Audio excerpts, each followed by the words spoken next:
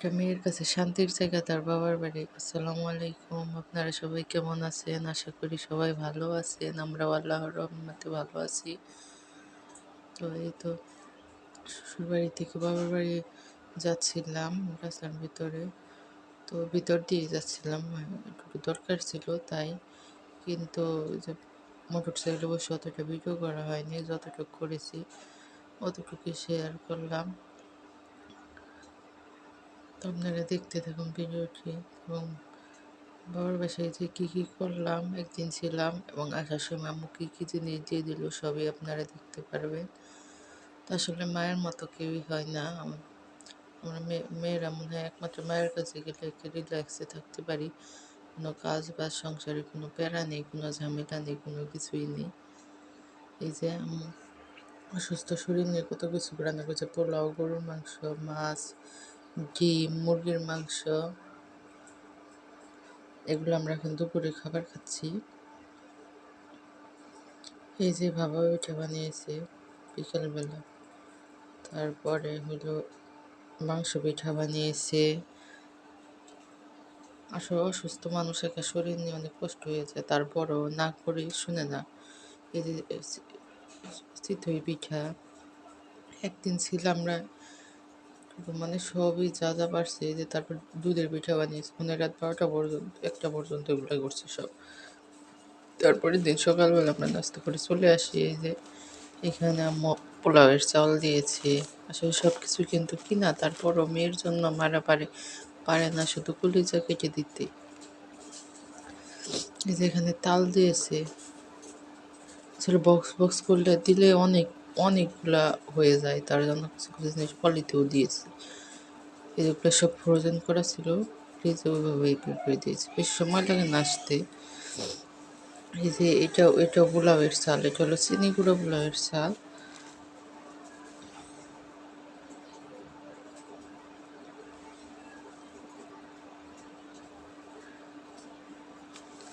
এই যে আরেকটা ওটা পোলাওয়ের চাল, আরেকটা দিছে হলো আতপ চাউল, চাউলের গুঁড়ি করার জন্য।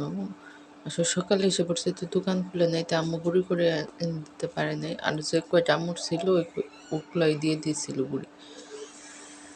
দুইটাই পোলাওয়ের চাল আর একটা হলো আতপ চাউল দিয়ে দিয়েছি। সব কিছুই হলো কিনা, তারপরও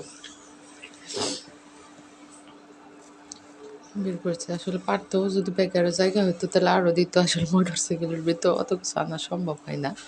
তারপরও দুধের পিঠা ভাপা পিঠাগুলো দিয়েছে, কিন্তু ওর ঝাঁকিতে নষ্ট হয়ে যাবে আর যাই হয়ে যাবে তাই ওগুলো জোর করে দিয়েছিল। কিন্তু আমি রেখে চলে আসছি, আম্মু জানেই না যে আমি রেখে চলে আসছি। এই যে ওইখানে ছিল পোলাও, ডিম, মাছটাও আমি রেখে দিয়ে আসছি, কিন্তু আম্মু বলতেই পারবে না। পরে ফোন দিয়ে বলছে আম্মু তো খুব রাগারাগি। এই যে এখানে মাংস পিঠা দিয়ে দিয়েছে। আর এই যে এটার ভিতরে হলো মাংস, গরুর মাংস।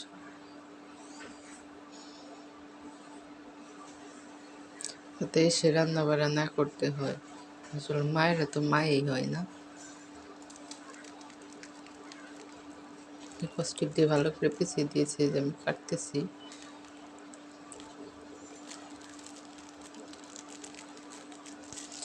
যারা এখন আমার চ্যানেলটি সাবস্ক্রাইব করেন অবশ্যই সাবস্ক্রাইব করে আমার পাশে থাকবেন, লাইক কমেন্ট করবেন।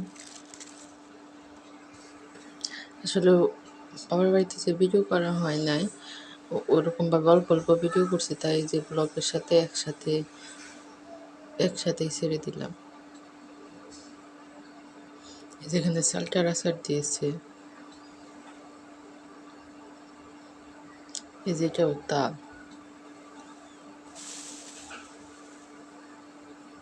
জাল দিয়ে, দুধ দিয়ে জাল, নারকেল দিয়ে জাল দিয়ে, এই যে গুঁড়ো দিয়ে দিয়েছে পিঠা খাওয়ার জন্য। আমার কিন্তু গুড় সেদিন কিনে আনছে। এই যে নারিকেল পুরানো নারকেলও দিয়ে দিচ্ছে, আর সেদিন আস্ত নারিকেলও দিছিল, আবার পুরানোগুলোও দিছিল, আজকেও আবার নিয়ে এসে দিয়ে দিছে। এই যেখানে চাউলের গুঁড়া কতগুলো ছিল সেগুলোও দিয়ে দিছে। এটা আমার ছেলে ভিডিও করতেছে। এই যে এখন আমি চালগুলো একটা ইয়ে বয়ামে ঢেলে নিব, আর আতপ চালটা বাইরে রেখে দিব। ওটা হলো এই করে গুঁড়া করে আনবো।